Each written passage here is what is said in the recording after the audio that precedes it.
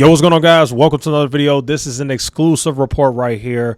I wanted to go ahead and go over this article and give you guys my thoughts. You guys know a lot of the reason why my channel has grown this year from where it started at 200 subscribers at the beginning of 2022 is because I called out a lot of YouTubers who were giving financial advice and giving bad financial advice, and I have been on their necks for the entire year. Well, we just got some bombshell information right here in Cointelegraph. It says right here, saying not financial advice won't keep you out of jail, according to the crypto lawyers. Now we can see right here, Australian and U.S. digital asset lawyers told Cointelegraph that by and large, the words on their own are pretty useless. So all those YouTubers that say things like, don't sue me, bro, this is not financial advice, anything I say or do is not a suggestion to buy and sell. The lawyers are literally saying that's useless. It means nothing. You can't just say, I'm not giving financial advice or this is not financial advice and put all these fancy disclaimers and then proceed to give financial advice. No. You cannot do that. And the lawyers are making this very clear. It says right here, crypto influencers may need to practice what they preach and do their own research when it comes to sharing their crypto tips. According to several digital asset lawyers, the popular disclaimer, this is not financial advice, may not actually protect them in the eyes of the law. I can tell you guys right now, it doesn't. I know it doesn't, because you're still giving financial advice. You can't just put up a disclaimer and still do it. Like, let me explain, right? These influencers, they say not financial advice, but let's be honest, guys, they're absolutely giving financial advice. They may not do it that much anymore because the market is down, crypto's down huge, stocks are down huge. So it's just kind of weird. It's bad faith to pump up a stock and say this stock's going to 100x. Now, I know that there are still some crazy channels that are doing it, but for the most part, most of the big channels that I've been talking about, me, Kevin, Jeremy, all those different channels, they don't really talk about individual stocks anymore. They kind of stopped. However, if you look at their channels in 2021 during the bull market, when stocks were just going straight up to the moon, these guys were pumping stocks left and right. You can't tell me any different.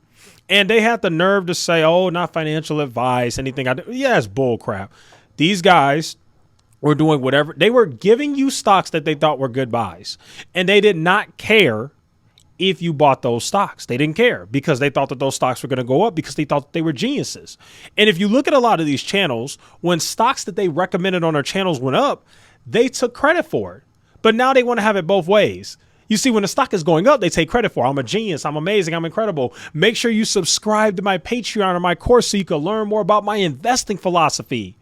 But then when stocks are going down or a certain stock they call doesn't do well, now all of a sudden they're saying, oh, not financial advice. You shouldn't have followed me anyway. You see the tricks that these people are doing? But it's funny because now that we're looking right here, what these lawyers are saying, they're saying, well, actually, the law can come after you.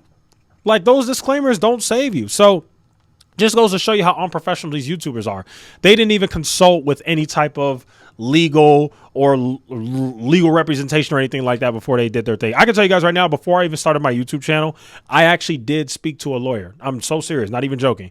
I spoke to a lawyer before I started my channel, and she explained to me what I could do and what I couldn't do under the law. That's literally what she told me. So let's go ahead and keep reading. United States-based securities lawyer Matthew Nielsen told Cointelegraph that while it's best practice for influencers to disclose that this is not financial advice, best practice, simply saying the term will not protect them from the law, as federal and state securities laws heavily regulate who can offer investment advice. There you go. So it's already written in the federal and state laws who can offer investment advice. And guess what? You have to have a license in order to do that. There's a reason why that is, which is why I don't understand when people like Andre Jick throw shade at people like me and Strongman Personal Finance, saying that we're coming after them for disagreeing with them on their philosophies or whatever the heck he says. No, it's because you guys are giving financial advice and you're giving really bad financial advice. And I kept trying to tell these people, I kept trying to tell Andre and Jeremy, right? People do not play about their freaking money, man. They just don't. They do not play about their money.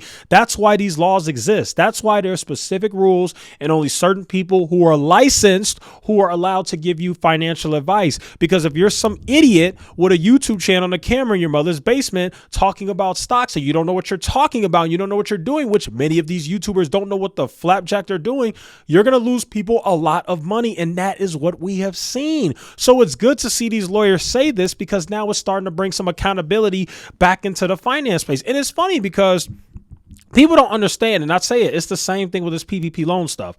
The same thing with these idiot YouTubers and these people who are giving financial advice is no different than the PPP loan people. I'm telling you, not everybody's going to get caught, but some people are going to be made an example of. And the government takes their sweet time when it comes to catching people. They're not going to catch you immediately. So yeah, all those scammers got to enjoy all their money and all the money they made off of tricking people in 2020 and 2021.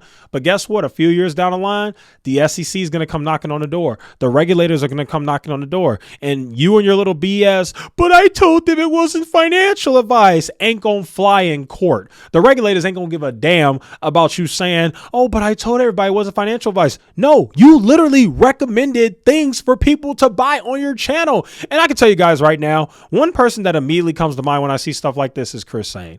Like, I'm not even joking. If you watch Chris Sane's videos, he legit gives financial advice. Like, it's not even gray area. You can't even dispute it. The man literally tells people exactly what stock to buy and how to buy it. That's how stupid he is. Like, he actually tells people how to buy an options call on a certain stock and exactly what to do. That's financial advice. That's against the law. You can't dispute it. That's just downright against the law, bro. And I don't know what else to say, y'all. That's just kind of where we're at with it. So people can keep getting mad at me if they want, but I've been saying this stuff the entire year, and now the lawyers are finally backing it up. And right now they're only talking about the crypto space, and I get it. Crypto's under a lot of scrutiny, but don't think that they're not going to eventually turn their sights on the stock people. Don't think so. I'm telling you, they're not going to get everybody, but some people will be made an example of. And I'm here to tell you guys right now, it needs to happen, because I don't think it's fair to blame new and naive investors for getting tricked. It's really easy to get tricked when we live in the type of system and life we live in. Look, the world we live in right now, life is really hard for a lot of people.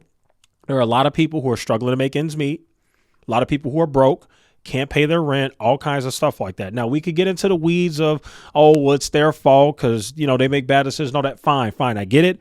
But for these purposes, we're just going to keep it cut and dry. OK, you cannot blame those people for looking for hope and falling for the people who are selling them the hope. OK, it's not right to say we're not going to blame the scammers. We're going to blame the people who got scammed because they're dumb. OK, sure, they share some responsibility, but I don't think they share the full responsibility. I think people who go out with the intention of swindling people or grifting them or scamming them should be held accountable as well. And we're already seeing that the lawyers are making it very clear. Yeah, you guys could easily be held accountable by the law, because whether you think so or not, you are giving financial advice. And so there you guys have it. That's my spiel on the whole thing. It'll be very interesting to see what happens going forward. And trust me, I will be covering extensively on this channel. Thank you guys so much for watching. See you in the next one.